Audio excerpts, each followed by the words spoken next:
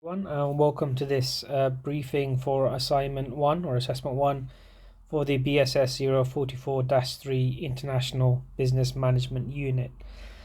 So assignment 1 is a 3,000 word written report. It is worth 40% of the unit grade. The remaining 60% will be part of a end of unit exam. But this is due in week 8, so the end of unit week 8. And what we're going to do in this video is look at 6 major questions to hopefully get everyone comfortable with the assignment task, to understand how to approach the assignment, and also, very importantly, to understand the assignment timeline. So there's quite a few checkpoints, opportunities for help and support. So we want to make it clear what the assignment timeline for the next 8 weeks is going to be. So if we start with just the assignment task, so if you look at the assessment brief, it asks you to apply your understanding of international business, market selection and entry modes to a specific company and recommend a new market to enter, the optimal entry mode, and any other relevant particulars. So there is some additional elements that are strongly recommended as well. So giving you an idea of what we want you guys to look at, and that includes political risks, legal risks, culture, and so on as well. But if we just break down what the assessment is asking you to do, it's fundamentally about constructing and presenting an argument for company X to enter a particular country using a particular entry mode. So you're going to be arguing that, whether it's Tesla or any other given company should enter a new national market, so a new country they're not currently operating in, using a specific entry mode or a way of entering that new national market. That's going to be the core of what you're doing in this assessment. So don't think of it as some kind of general or isolated analysis report or any other kind of task. It's fundamentally an argument that you're making. So that argument has to be constructed of a number of different elements, and there's loads of things that would go into making a strong, persuasive argument for a company to enter into a new country. So we have things like, the economic reward for doing so, making sure the risk is manageable, surveying the political, legal, cultural landscapes and the cultural gaps, thinking about practical operational matters like currency exchange and supply chains, looking at the domestic market and the competition of the new market under consideration or the new country under consideration. So there's lots of things that would go into making a strong argument for this. As well as that, we have some required elements that we need to include in the finished assessment as well. So it has to be formed into a formal report structure. The company itself that you use has to either have been agreed with the tutor, the unit coordinator, and that's going to be through a company proposal checkpoint, or if you choose not to select a company or propose a company for you to use, then you'll be assigned one. As well as that, there has to be 2 appendices. So Appendix A is a process log, and there is a template available on Brio under the assessment and feedback folder. And that's a process log, which I'm sure you've done quite a few of these in your assessments for other units as well. So it's a process log tracking and self-assessing yourself as you go through the assessment preparation process. And Appendix B is a reflection using a reflective model. I know that you guys would have done Gibbs and Kolb's reflective models on previous units, so those are the 2 that are recommended. But essentially, you have to have those 2 appendices as part of the report, and they are weighed on the mark scheme as well. So if that's what we're doing for the task, we're constructing this argument to try and persuade the reader that company X should enter a specific new national market using a particular entry mode. The next thing that we need to consider is what unit concepts or theories should I be using in order to support my argument and to make it as strong as possible. Well, two things that I really want to make sure everyone understands. Number one is, please don't rely on SWOT, PESTEL, or Porter's five forces. Those are the three standard kind of tools that we see a lot on this assignment when students don't necessarily follow the guidance or understand what the purpose of the assignment is. SWOT and PESTEL, they have their place. They're very useful analytical tools for particular tasks. But this particular assessment is an assessment for BSS044-3 International Business Management. You're demonstrating your understanding of international business tools and techniques. So we cover a lot of different tools and techniques on the unit. Those are what you should be using. Not relying on SWOT and PESTEL or other fairly generic and standard concepts and theories. So if we go back, we cover a huge amount of tools and techniques on the unit. So just in the first 7 weeks, which will be the 7 content blocks which are directly relevant and needed for the assessment, there's a lot of different elements covered. So if we go back to our argument, what we should be doing is looking at our argument, looking at the blocks of our argument, which are necessary to kind of persuade the reader for our recommendations, and considering which unit concepts and tools are going to be most useful for them. And there are going to be quite a few. So if we just consider one block of our argument may be that there's fairly limited currency exchange risk. So the currency exchange is favorable and stable and not prone to major fluctuations. That's quite an important persuasive element for our recommendation. What we can do is go on to the unit and just consider what's available there. So for this will be week 6, currency exchange and forex, where we look at the foreign exchange markets, forex, and we look at the practical realities of operating in multiple currencies as all or many multinational enterprises do. So we have a set of slides on forex generally that give us an understanding of international finance. But there's a specific set of slides looking at currency exchange risks that's going to give us the most direct usage in our assessment. So we have in those slides and what we're going to cover in week 6 of the talk classes as well, looking at transaction risk, translation risk, and economic risk.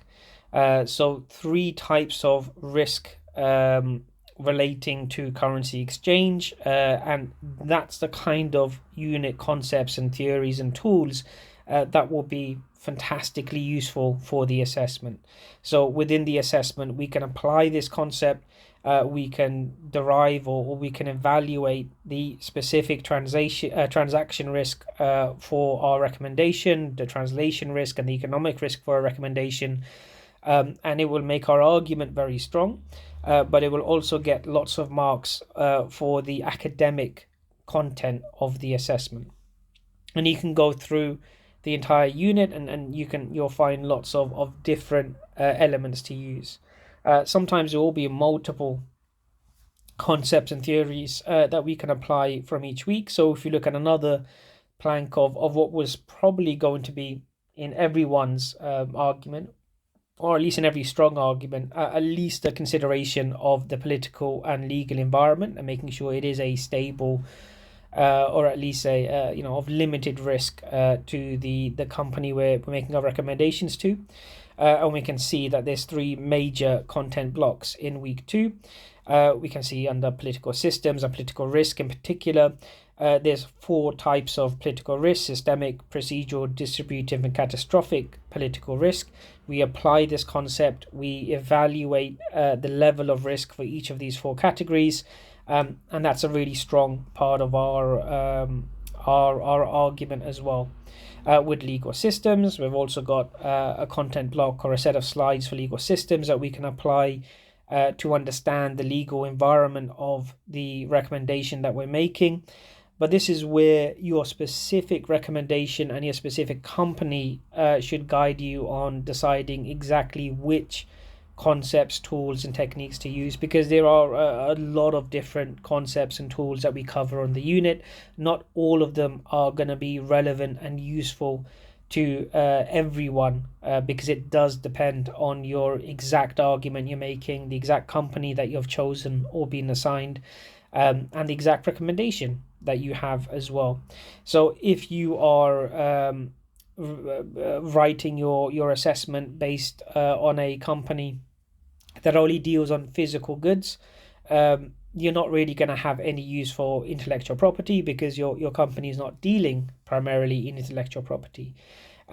However, if your company is selling primarily services and heavily depends on intellectual property, then the section of the slides, or the concepts also covered in week 2 around intellectual property and looking at trade secrets, copyright, trademarks, and patents, and particularly the protection for intellectual property within the legal environment of the country that you're recommending to enter as a new national market, that becomes quite important. So you have to be contextual about your argument. You have to look at what your argument is. You have to look at the company that you're writing about, and crucially the recommendations that you're making, and make a informed decision on which unit concepts, models, and theories and so on best support your argument. That's part of what we're marking you on in terms of your ability to evaluate and make those decisions about which theories are best suited for what you're doing in your assessment. Right, so moving on to the information you should be using. Well, as pretty much for most of your reports, there's going to be a mix of academic and non-academic citations in your reports. So we're looking at a lot of different international business concepts, theories, and models. So there should be lots of strong academic citations to support these discussions and the applications of these concepts, theories, and models as well. But because you are surveying, the current landscape, particularly when it comes to the external environment in the new national market you're recommending, there's going to be a lot of non-academic citations as well to support this discussion and demonstrate your research ability. Those non-academic citations should be from credible sites. So the sites that we often see on assignments that are either very poor or, to be honest, mostly fail are things like Wikipedia, Investopedia, Business Balls, and Dictionary.com. These are not credible websites. They're especially with you guys in your final year, not just a final year. This is the final written assignment of your university degrees. In fact, it should be really obvious that these are not sites that you should be using for any academic piece of work, or any credible piece of work. There are lots of credible sources that will help you, that we strongly recommend. So there's things that I'm sure you've used in the past: Harvard Business Review. TheConversation.com is a fantastic site as well. TheConversation.com is essentially a website for academics to present their research in to a non-academic audience. So think of it as a website which takes technical journal articles, academic journal articles, and presents the findings in the form of a general purpose or a general audience article. So much easier to read, really useful, quite quick to survey the different types of research trends and findings which are coming, and a really useful resource as well. As well as that, because we're considering lots of economic, political, and social kind of trends in our recommendations and in our reports, the World Bank, UN, and IMF all have significant, large, and very helpful data sites as well, where you get lots and lots of raw data that can directly help and be really quite useful for you. News sites are useful, particularly when we're looking at political risk and other areas like that. And if you are going to look at Wikipedia for a quick understanding of new concepts, which is absolutely fine, don't reference Wikipedia. Good quality Wikipedia articles will have a long list of citations at the bottom. Follow up those citations. If those citations come from credible websites, then reference those and use those instead. Right, so now we're going to move on to the assessment timeline. So we've said that this is not a difficult assignment necessarily, but it is a big complex assignment in the sense that you're being asked to construct an argument yourself. You're being asked to propose a company, and so on. So we do have an assessment timeline for you. Excuse me. So with what we are, where we are now at the moment, this is week 1 of the unit.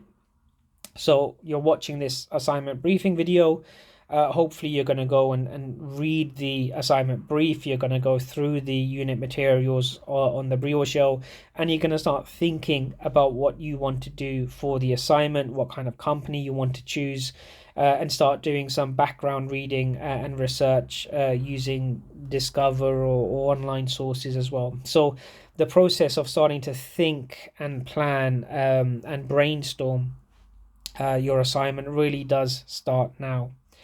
On week 3, there is going to be an online assessment session, which actually one of 3 assessment sessions, online assessment sessions, in week 3, week 5, and week 7. And all of them have specific purposes and goals. So they're not repeated sessions. They are sessions aimed at specific, achieving specific things. Obviously, whatever questions come up in the assessment sessions, I am going to answer as best as I can, but nonetheless there is a general pattern that we're going to follow. So in week 3, which is going to be the first of the 3 sessions, what we want to do is make sure everyone has a good understanding of the assessment task, of what you need to do in the assessment. Check your understanding of the assignment brief, the assessment brief, and all the required elements as well, and generally make sure that everyone is approaching the assignment in the correct way. We've started the process of brainstorming and developing your ideas for your recommendations, so you're not necessarily getting anything written at this stage. You probably shouldn't be writing anything in week 3 of an 8-week process, but you should be brainstorming, you should be thinking, and you should make sure that your understanding is correct and strong.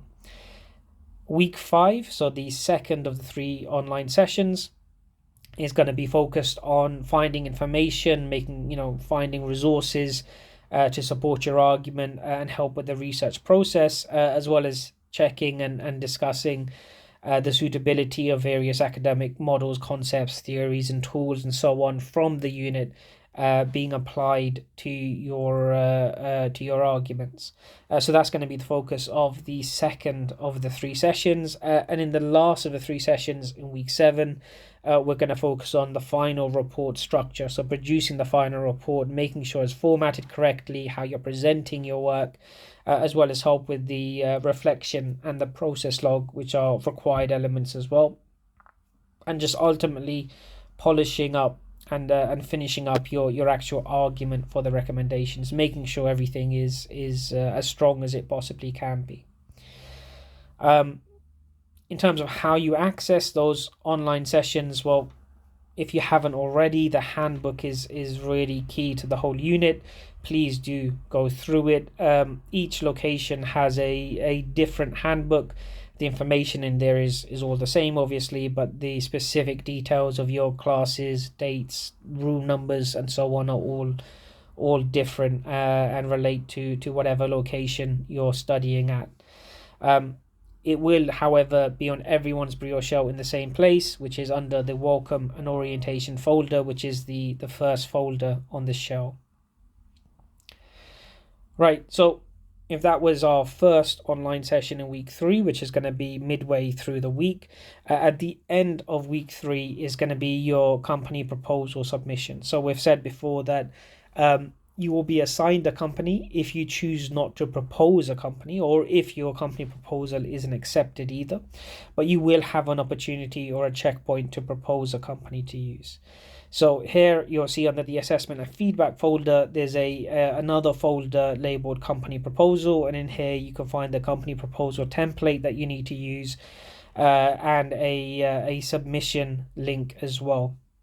So you need to make sure you submit your proposal by the end of week 3. So there's a due date on the link as well, and then you'll get a response for that. So this is not an assessed submission link. It is simply a proposal for what company you want to use. You will be randomly assigned a company if you choose not to use it. Generally speaking, almost all the proposals will be accepted as long as they bear in mind 2 key elements. Number 1, you need to demonstrate your research ability. You need to be able to apply the unit concepts and theories and models to your argument. So if there is a company which is a very small company, micro or hyper local company, or there's a company where there's simply not much information available online, that's likely to be rejected, because you're going to struggle to pass the assessment if you are not able to demonstrate your research ability, or you're not able to properly apply the full range of tools and techniques and theories and so on the unit. So a company that's too small, which doesn't have information available from public sources, is a problem.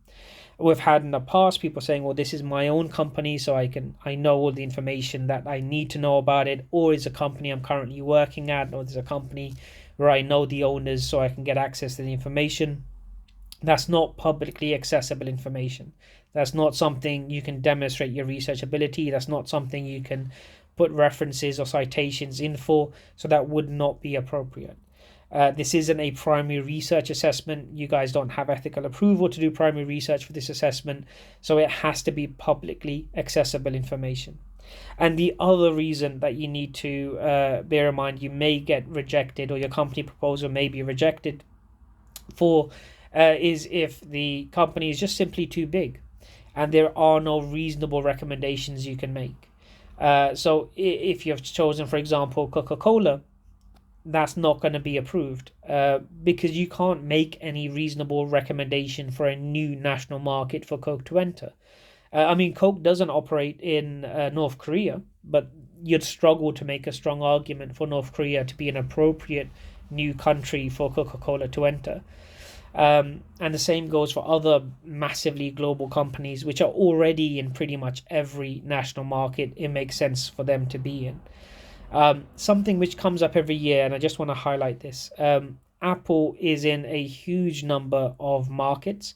I've had many students over the years kind of try to claim that, Apple are only in 14 or 15 markets, and what's happening is that they're looking up the location of Apple stores, and that's absolutely correct. Apple stores are not in that many countries, there's only, I can't remember, between 15 and 25 Apple store locations in different countries around the world.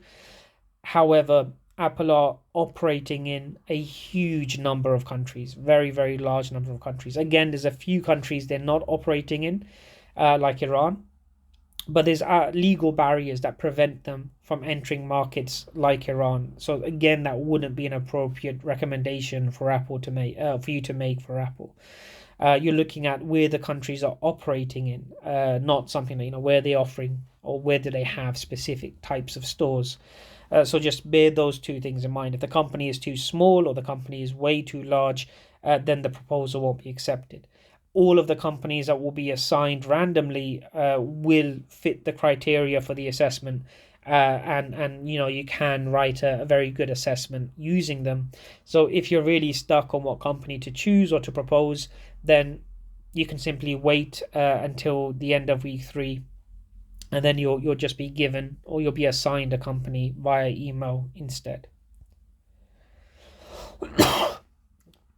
So moving on from week 3, then we have our second assignment session, online session in week 5, and then in week 5, also in week 5, there is going to be a checkpoint presentation. So this is the second of the 2 checkpoints. The first checkpoint is the company proposal submission,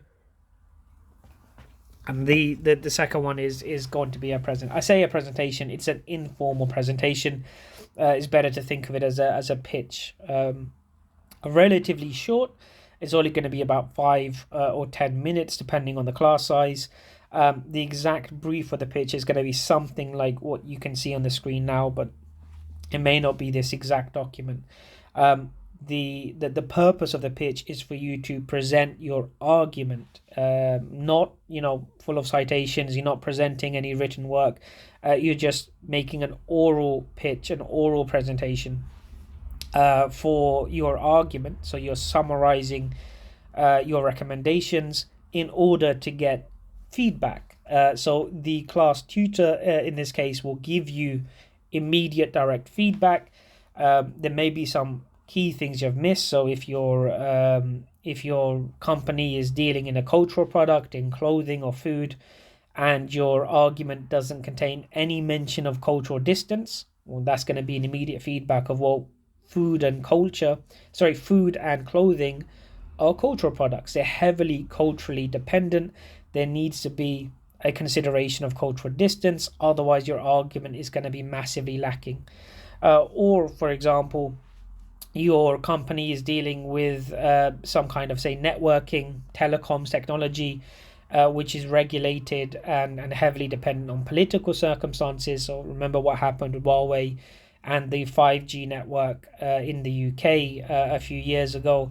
And your 5-minute or 10-minute recommendations pitch doesn't mention political risk or political factors. Again, that's going to be immediate feedback that, if you're dealing with this company, you need to discuss political risk. You need to consider the political environment and the political relationship between the two countries.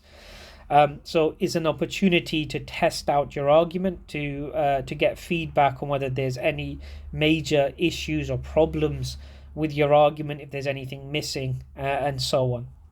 So it's really strongly recommended. It is not marked. It doesn't form part of your grade whatsoever, but it is really an important part of the assessment process itself. So that would be in week 5. Week 7 sees the third of the 3 online assessment sessions, which are going to be recorded, incidentally, and made available afterwards. But please do try to attend, because the questions that you need answered may not be asked. But then week 8 sees our final submission. So the end of week 8 will be your assessment submission deadline. So that's our assignment timeline, or assessment timeline. Moving on to the next question of what structure should you use. Well, at this point, remember, we have a week 7 online session where we're going to go into much more detail about the structure, the formatting, the presentation. We really don't want a focus on the end product at this stage. So you shouldn't be worrying about the sections or the subsections of your final report. What really we want to focus on is the actual argument, because the structure follows the argument. No one's going to have the same structure. Everyone's going to have different companies. You're all going to have different arguments. You're going to be considering different factors. And therefore, the structure that you use should be following the argument that you have. So we'll look at that more in more detail later on in the unit. But as a general piece of advice, focus on the argument. Once your argument is in place, you know what you're going to be arguing. You know what the supporting evidence and the supporting theories and tools for your argument are. Then you can start developing a structure to present that argument in the best light. The very last thing we're going to cover on this video are tools like Grammarly, Quillbot, and ChatGPT, or AI tools more generally. So please do go through the handbook. I know I've said it in several videos now. It's really important. It covers a huge amount of things. So it's not written, like a full of technical jargon and so on. It's literally just a set of common questions with direct, straightforward answers, written in as a straightforward language as I could. So please do take a look through it. What we're particularly interested in now is looking at section 3, so plagiarism, ChatGPT, and AI tools. So I'm just going to quickly run through each section, section by section, just to make sure that we're all on the same page when it comes to plagiarism and AI tools. So the question that we get a lot is, what Turnitin score are we allowed for our assessments? Well, that Turnitin score or that Turnitin percentage is provided by the Turnitin service, but is not used by the university to make decisions on plagiarism. Simply put, there is no acceptable level of plagiarism. There's no, oh, you've got 4% Turnitin score, so you're fine, but someone else has got 6% Turnitin score, so they're going to get in trouble. That's nonsense. The score is provided by Turnitin, and we can't do anything about that. But what the university does, and what this course team and this unit team in particular will do, is make decisions on plagiarism based on the written work. So for some students, their score is going to be a certain amount because Turnitin has picked up the parts of the reference list and thinks that's plagiarism. We're not going to do, that's not plagiarism. That's just Turnitin mistakenly identifying something. However, if you've included key sentences, you've included key passages which are clearly plagiarized, or my favorite, where a student has copied and pasted a chunk of text but changed every third word, or used a thesaurus to try and change words to make it look like it's been rewritten, that is plagiarism, and that is going to result in an academic offence process. So don't worry about the Turnitin score. Just make sure you have good academic practice and use the university resources on Study Hub and so forth to make sure that your academic practice is in line with what's needed. What should happen, or what's happening if I get given a grade of 1 and the feedback tells me to wait for contact? That's because there's concerns about the originality of your work, so it could be concerns over direct plagiarism, or it could be concerns over the authenticity, the authorship of the work itself. If it's authorship, then that will almost certainly trigger a viva, which is an interview where you get asked some relatively straightforward questions about your work. This may happen even if you have absolutely written the work yourself. There's a number of reasons why you could be called to a viva when you haven't done anything wrong. In that case, please don't worry. You turn up to the viva, you'll be asked some relatively straightforward questions, and then we'll tell you you've passed the viva, everything's fine, and we're going to mark your work like normal. The questions are very easy to answer if you've written your work, and there is really honestly no reason to be worried or concerned. It happens, unfortunately, because there is a wider issue in academia around the prevalence of AI tools and so on.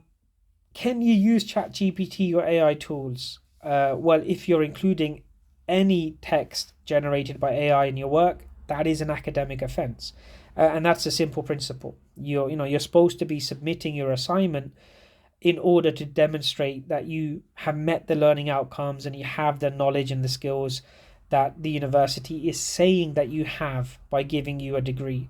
And if you haven't written those assignments yourself, then we can't actually say that you've achieved the learning outcomes, and therefore we can't demonstrate that you've achieved the learning and the knowledge that you need in order to be awarded a degree.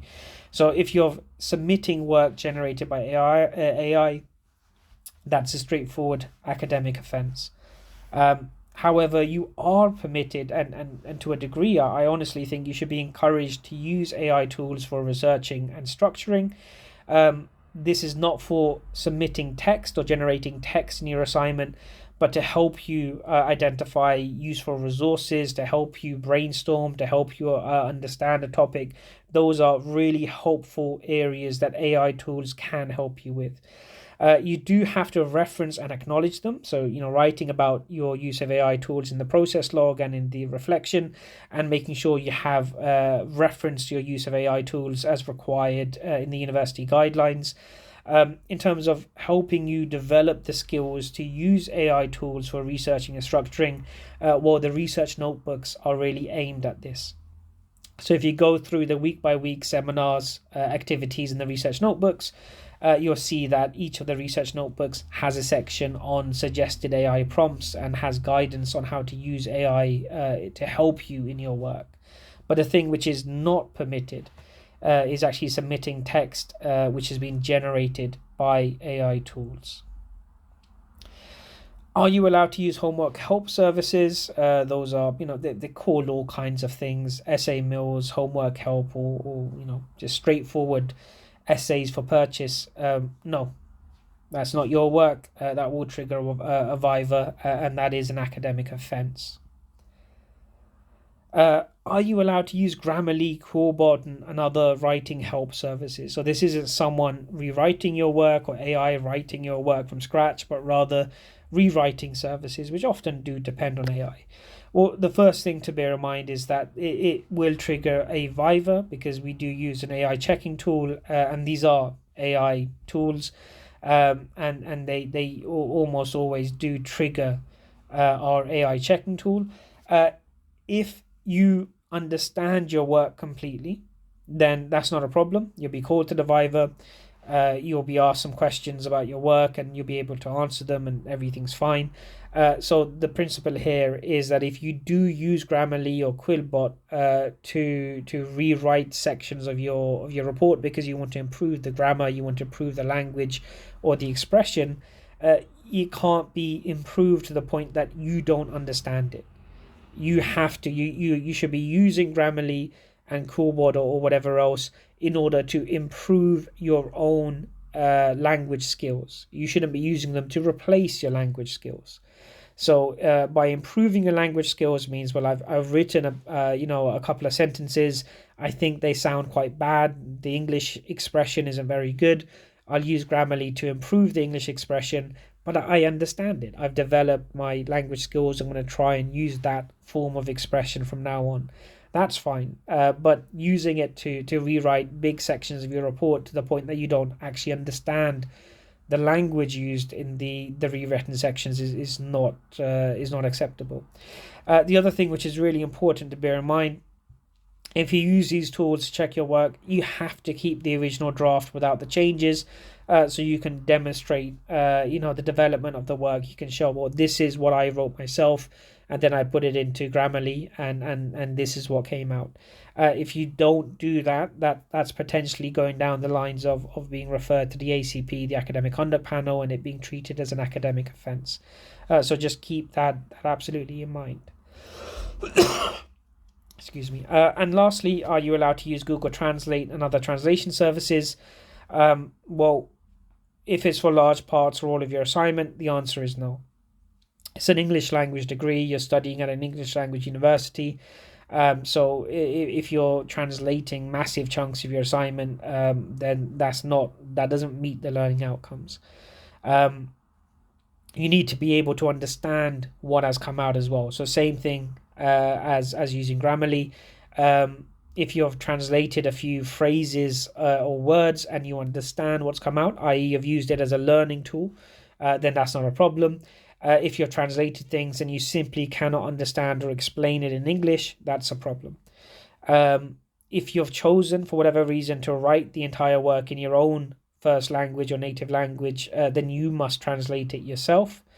But just be wary of that as well. And the same thing applies as Grammarly as well. If you have used an app to translate large chunks of your work, you must keep the original drafts as well to demonstrate the development of your work. All right, brilliant. Hopefully that's been of help, and I'll see you guys soon in the first online session.